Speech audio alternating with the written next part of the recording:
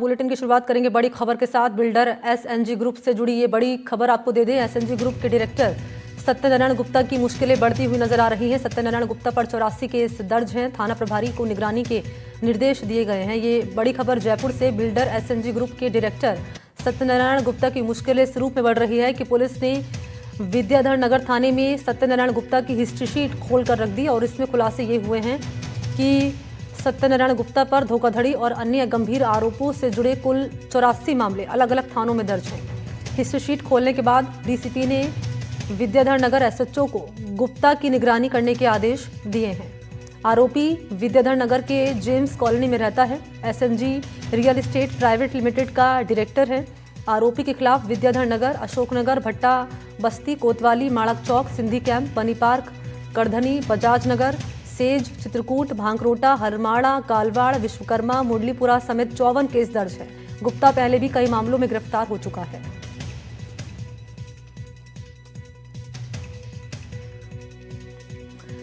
और इसी पर मेरे साथ ज्यादा जानकारी लिए इनपुट एडिटर सुशांत पारिक इस वक्त मौजूद हैं। सुशांत, हिस्ट्री शीट खोली गई है, क्या खुलासे हुए हैं?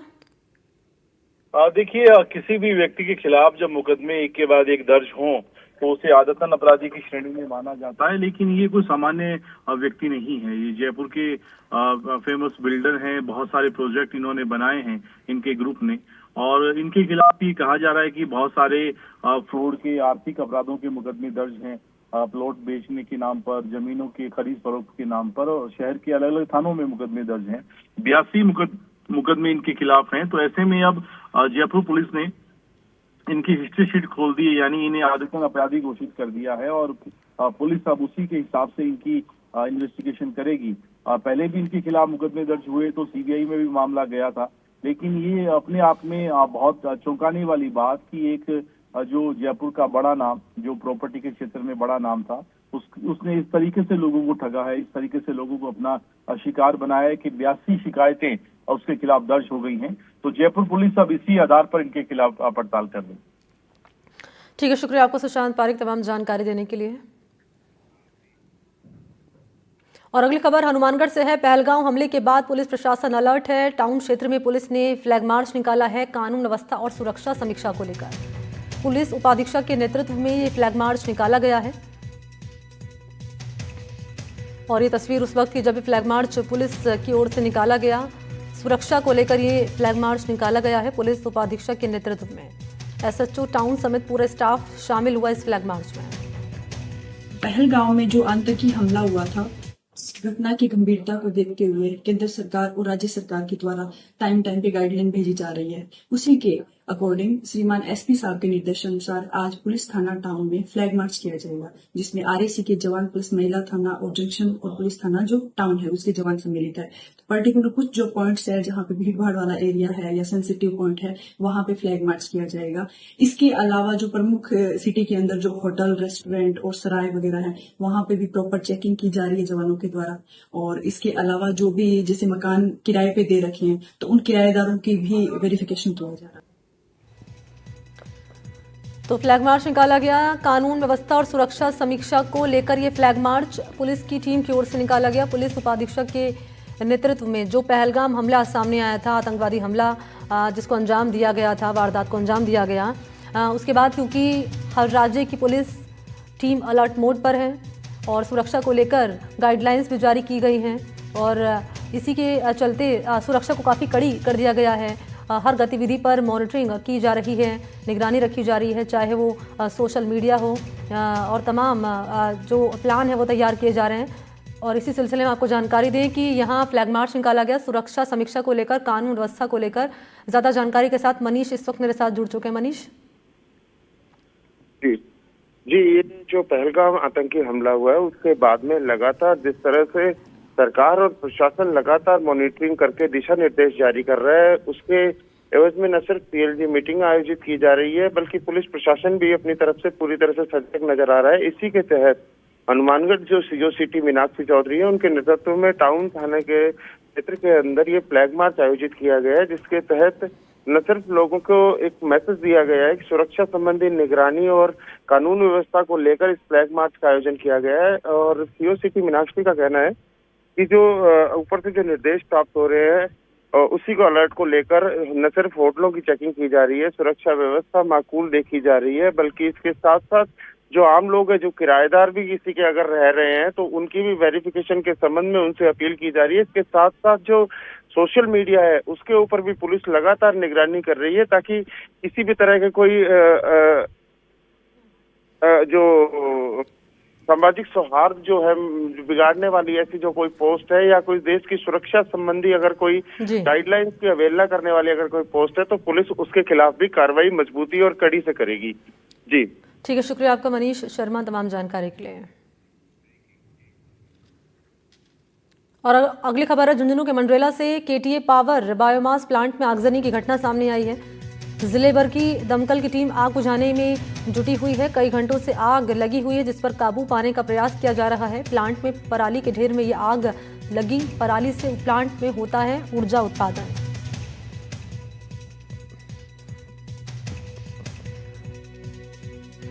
तो दोपहर 12 बजे ये घटना सामने आई आग लगने की और कई घंटे बीत चुके हैं और अब तक इस आग पर काबू पाया नहीं जा चुका है। यहाँ पर आपको जानकारी दें कि दमकल कर्मी मौके पर पहुंचे हुए हैं और आग पर काबू पाने की मशक्कत लगातार की जा रही है, लेकिन अब तक सफलता नहीं मिल पाई है। आग लगातार फैलती जा रही है, हालांकि कारणों का पता नहीं चल पाया है। जानकारी ये कि इस आग से करोड़ों का नुकसान हुआ है।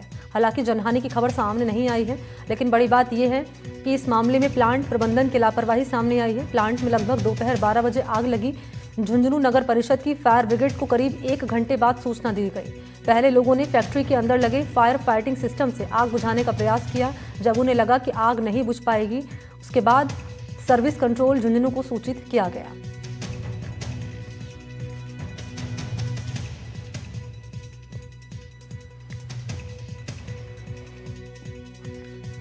तो केटीए पावर बायोमास प्लांट है ये, जहां पर आग लगने की घटना सामने आई है और कई घंटे बीत चुके हैं, लेकिन अब तक सफलता नहीं मिल पाई है। दमकल की 12 गाड़ियां मौके पर पहुंची हुई हैं। आग बुझाने की कोशिश लगातार की जा रही है, लेकिन अब तक सफलता नहीं मिल पाई है। तो केटीए पावर बायोमास प्लांट है ये, जहां पर ये आग लगने की घटना सामने आई है। कारणों का पता नहीं चल पाया है और ये आग लगातार फैलती जा रही है। इम्तियाज जुड़ चुके हैं ज़्यादा जानकारी लिए। इम्तियाज, आग पर काबू पा लिया गया है क्या? बिल्कुल, जो मंडरेला के केटी पावर हाउस में आग लगी हुई है उसमें लगातार प्रयास किए जा रहे हैं। अभी आग पूरी तरह से अभी भी नहीं बुझी है, क्योंकि धुआं अभी भी उठ रहा है। घास के नीचे अभी भी कहीं ना कहीं आग वो सिलकती हुई है और लगातार उस पर पानी छिड़का जा रहा है। फायर ब्रिगेड की गाड़ियां वो आग पर काबू पाई जा रही है, लेकिन अभी तक ये कहे तो पूरी तरीके से आग पर काबू नहीं पाया गया है। धुआं अभी भी निकल रहा है। जी, तो आग पर अभी तक काबू पाया नहीं जा सका है। अब तक दमकल की 12 गाड़ी मौके पर पहुंची हुई है और आग बुझाने की जो कोशिश लगातार की जा रही है। शुक्रिया आपका इम्तियाज तमाम जानकारी के लिए। अगली बड़ी खबर 12 से है। PWD विभाग का एक्सीएन रिश्वत लेते हुए ट्रैप किया गया है 5 लाख के। नाम है इसका अजय सिंह, जिसे पकड़ा गया है रिश्वत की रकम लेते हुए। लंबे समय से करप्शन को लेकर इसकी शिकायतें मिल रही थी और इसने रिश्वत की रकम मांगी थी बिल पास करने की एवज में। तो बड़ी कार्रवाई एसीबी के सामने यहाँ पर आपको जानकारी दी कि सामने आई है और एसीबी की टीम ने PWD विभाग के एक्सीएन अजय सिंह को 5 लाख की रिश्वत लेते हुए गिरफ्तार कर लिया। तो इसने बताया है कि उसने सड़क चौड़ाईकरण और पुलिया निर्माण के कार्य किए थे, जिनका 2-2.5 साल से 7 करोड़ के करीब भुगतान बकाया था। पेंडिंग बिलों को पास करने की एवज में आरोपी अजय सिंह ने 20 लाख रुपए की डिमांड कर परेशान कर रहा था।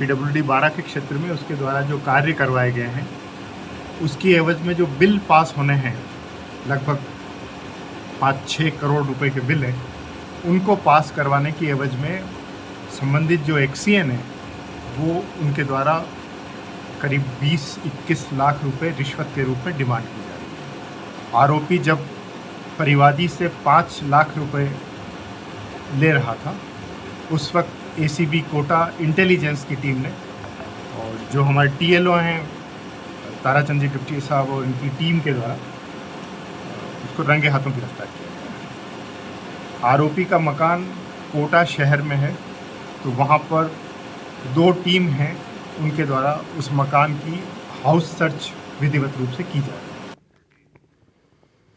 वहीं कोटपुतली के नारायणपुर थाना क्षेत्र के राजपुरा सिख गांव में आपको जानकारी दें कि सोमवार सुबह एक दिल दहलाने वाली घटना सामने आई है। गांव में रहने वाले मानसिक विक्षिप्त युवक के साथ कुछ लोगों ने मारपीट की है। पीड़ित व्यक्ति की भाभी ने पुलिस थाने में रिपोर्ट दर्ज कराई है कि उनके देवर को घर से जबरन उठाकर कमरे में बंद किया गया और लाठी डंडे लोहे की सरियों से मारपीट की गई।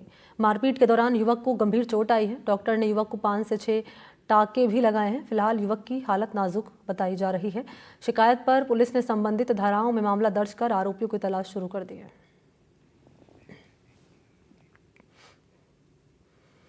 रुक करेंगे कोटपुतली का, जहां पर देर रात सड़क कैंटर ने आपको जानकारी दें कि सड़क किनारे खड़े ट्रक में यहां कैंटर ने टक्कर मार दी। टक्कर इतनी जोरदार थी कि कैंटर चालक की मौत हो गई। इस दौरान हाईवे पर जाम लग गया। पुलिस ने घटनास्थल का मुआयना किया है। टक्कर इतनी तेज थी कि कैंटर का कैबिन बुरी तरह से क्षतिग्रस्त हो गया और कैंटर चालक का शव उसमें फंस गया। पुलिस ने क्रेन और ग्रामीणों की सहायता से कड़ी मशक्कत के बाद शव को कैबिन से बाहर निकाला।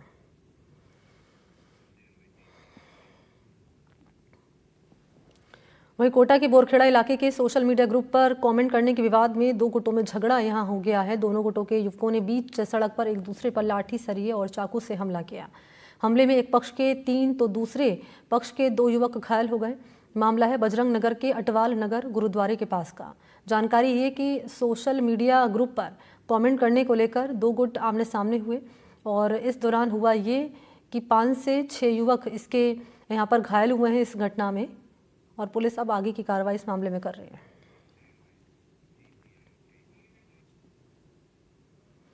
उधर पाली के देसुरी थाना क्षेत्र में सोमवार दोपहर को एक बारात की बस पर पथराव की घटना सामने आई है।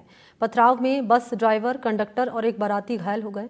जानकारी ये कि घटना राठेलाव तालाब के पास हुई है, जब घाड़ेराव से पाली जा रही बस के रास्ते में बाइक सवार युवकों से कहासुनी हो गई। बस चालक ने सड़क पर खड़े बाइक सवार युवकों को रास्ता देने के लिए कहा, जिस पर बहस हो गई। थोड़ी दूर आगे जाकर 2 युवकों ने बस के आगे बाइक खड़ी कर दी और उस पर पथराव कर दिया।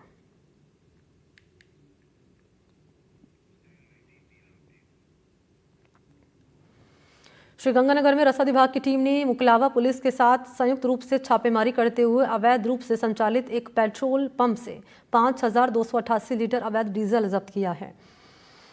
डीएसओ के नेतृत्व में मुकलावा पुलिस ने छापेमारी करते हुए रायसिंह नगर इलाके के गांव डाबला में कार्रवाई के दौरान मौके पर पेट्रोल पंप से संबंधित पंप संचालक कोई भी दस्तावेज प्रस्तुत नहीं कर पाया।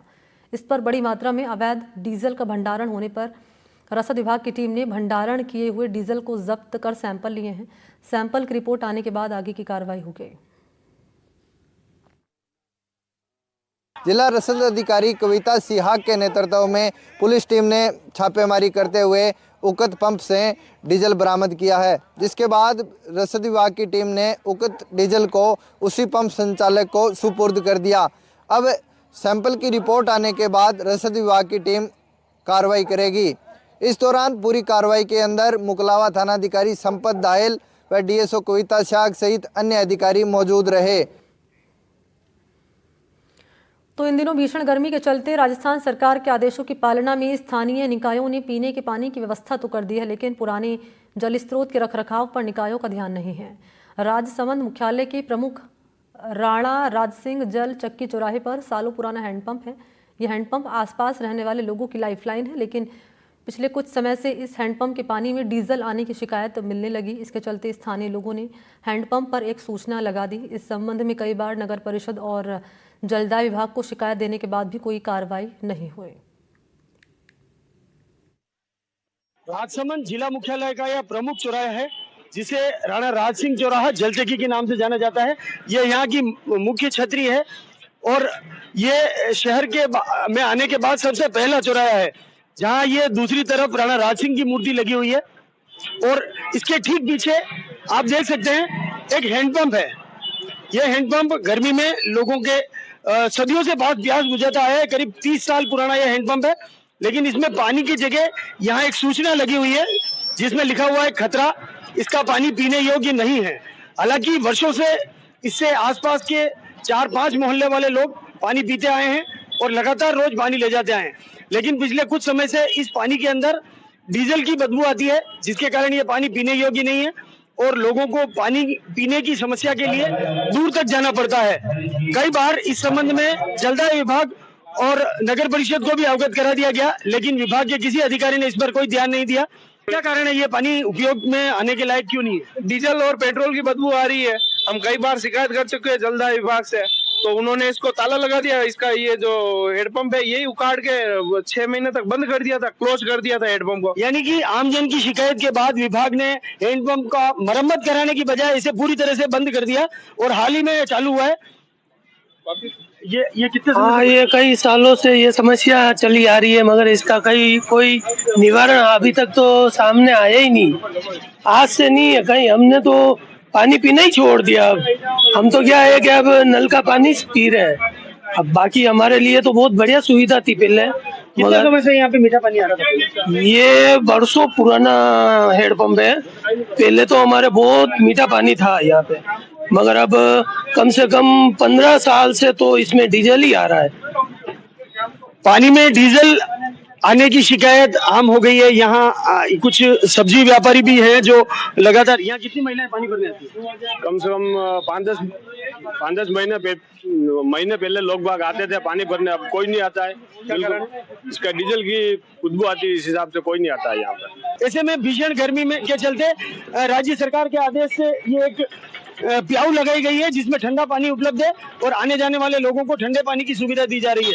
लेकिन स्थायी समाधान करने की बजाय प्रशासन इसे बंद करने पर तुला हुआ है। और ये शहर का प्रमुख चौराहा है, लेकिन ये यहाँ रहने वाले करीब 5 मोहल्ले के लोगों की समस्या स्थायी बनी हुई है। तरुण जोशी, एनडीटीवी न्यूज, राजसमंद।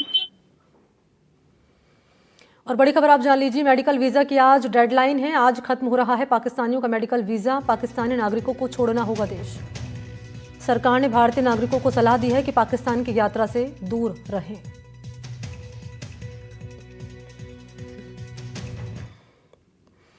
जयपुर में छोटे से किराए के मकान में बैठा एक परिवार अपनी मर्जी से नहीं बल्कि एक ऐसी सरहद से जुदा हुआ है जो अब बंद हो चुकी है।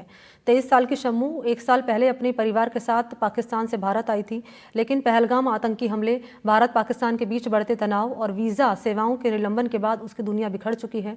उनके पति सावलाराम अपने बीमार माता पिता की देखभाल के लिए पाकिस्तान लौट गए थे और अब वहीं फंस चुके हैं। उनका वीज़ा निलंबित किया गया है। एक पत्नी अपने पति की वापसी का इंतजार कर रही है। बच्चे अपने पिता की एक झलक पाने के लिए तरस रहे हैं।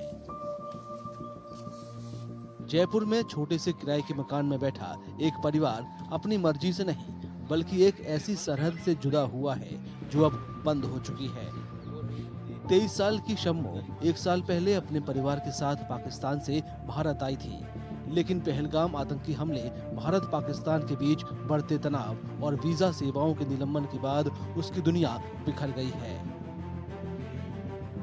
उनके पति सामल राम अपने बीमार माता पिता की देखभाल के लिए पाकिस्तान लौट गए थे और अब वहीं फंस गए हैं। उनका वीजा निलंबित कर दिया गया है। नहीं आने दे रहे उसको।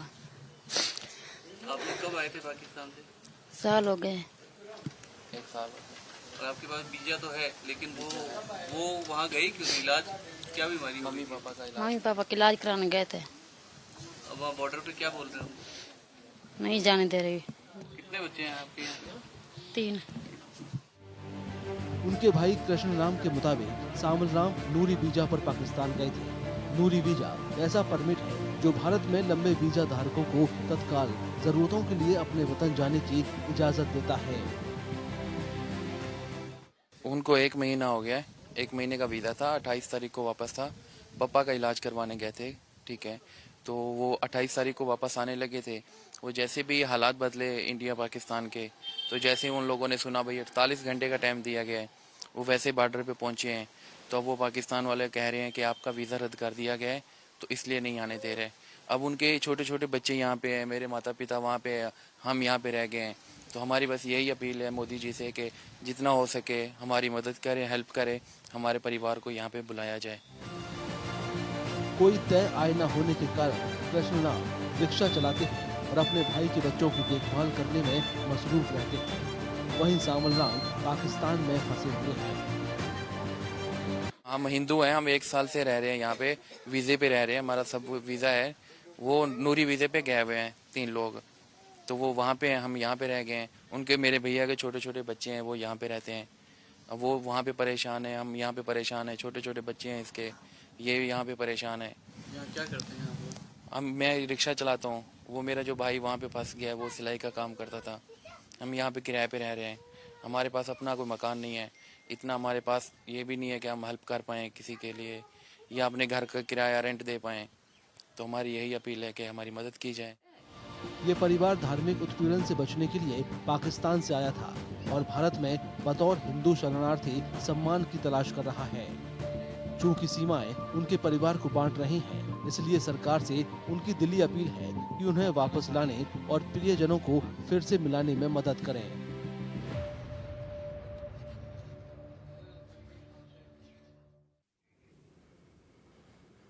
तो सीकर से बड़ी खबर। सीकर में बीजेपी की ओर से वक्फ सुधार जन जागरण अभियान की जिला स्तरीय कार्यशाला का आयोजन शहर के परशुराम भवन सीकर में बीजेपी के जिलाध्यक्ष की अध्यक्षता में किया गया। कार्यशाला में मुख्य वक्ता भारतीय जनता पार्टी की राष्ट्रीय मंत्री अलका गुर्जर और पूर्व मदरसा बोर्ड अध्यक्ष मेहरुनिसा टांग रही।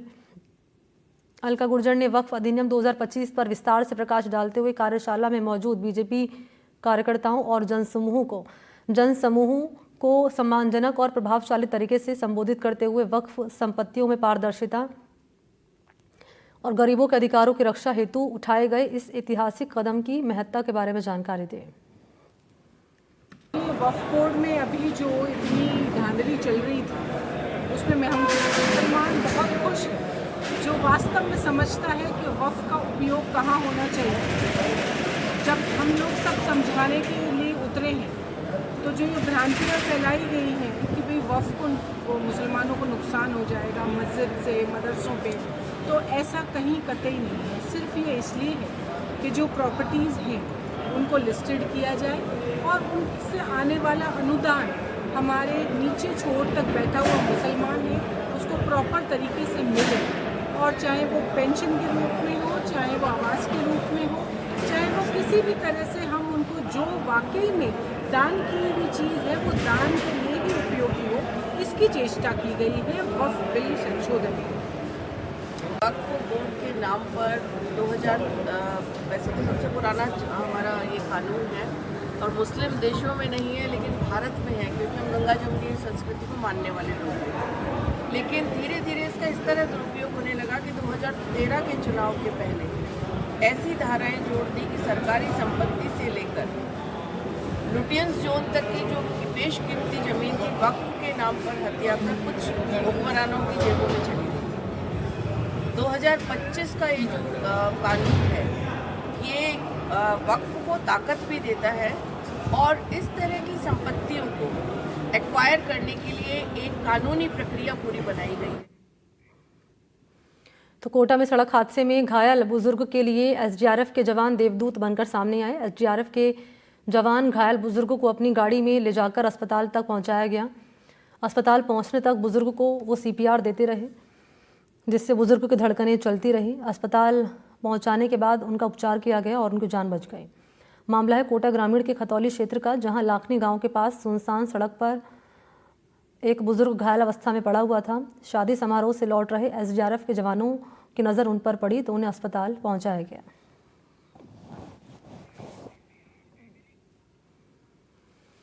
खबर है आमेर से। अक्षय तृतीया के पावन अवसर पर जयपुर समेत आसपास के क्षेत्रों में शादी विवाह के कार्यक्रमों की धूम रहेगी। इसी क्रम में आमेर स्थित श्री ठाकुर सीताराम मंदिर मेहंदी का बास में एक अनूठा आयोजन किया जा रहा है। यहाँ माता तुलसी संग भगवान शालिग्राम का सामूहिक विवाह भव्य रीति रिवाजों के साथ संपन्न होगा। खास बात यह कि इस विवाह के लिए 11 विभिन्न स्थानों से शालिग्राम भगवान के बारात एक साथ आएंगे। विवाह समारोह से पहले मंदिर प्रांगण में हल्दी और मेहंदी का रस्म का आयोजन यहाँ पर किया गया।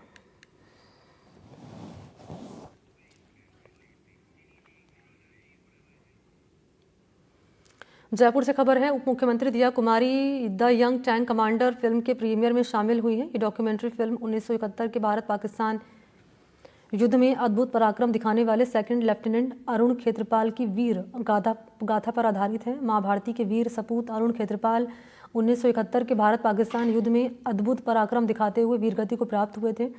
उन्हें मरणोपरांत परमवीर चक्र से सम्मानित किया गया।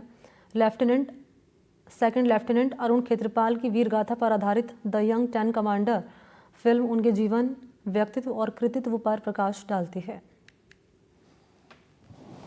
बहुत ही मैं सबसे पहले तो धन्यवाद देना चाहूँगी जनरल जी.डी. बख्शी जी का, जिन्होंने इतनी अच्छी और इतनी, मुझे लगता है कि इतनी अच्छी तरह से जो हमारे परमवीर चक्र अरुण खेत्रपाल जी थे, उनकी जीवनी पर, उनके जीवन पर इतनी अच्छी ये मूवी बनाई है, फिल्म बनाई है, उनको मैं धन्यवाद देती हूँ। और इस तरह की जो मूवीज़ हैं, फिल्म्स हैं, ये हमारे यूथ को इंस्पायर करती हैं। मैं भी एक सैनिक की बेटी हूँ और आगे आने वाले समय में ये रहेगा कि पिताजी पे भी बनाना चाह रहे हैं तो साथ में काम करेंगे। मुझे लगता है बहुत ज़रूरी है, जिस तरह से हमारे देश में हमने देखा सभी के अंदर जो एक राष्ट्रवाद की भावना है, देश प्रेम की भावना है, उसको आगे बढ़ाने का ये बहुत अच्छा है। सबको इंस्पायर करते हैं और याद दिलाते हैं। धौलपुर में सोमवार देर शाम को रेलवे क्रॉसिंग के पास दो बदमाशों ने स्कूटी सवार सर्राफा व्यापारी से हथियार की नोक पर लूट की वारदात को अंजाम दिया है। बदमाशों ने व्यापारी से मारपीट कर उसे गोली मारी और फिर ज्वेलरी से भरा बैग लेकर फरार हो गए। घटना से शहर में दहशत है। पुलिस ने खून से लथपथ व्यापारी को अस्पताल पहुंचाया, जहां उन्हें गोली फंसी होने पर डॉक्टर ने प्राथमिक इलाज देने के बाद धौलपुर रेफर किया।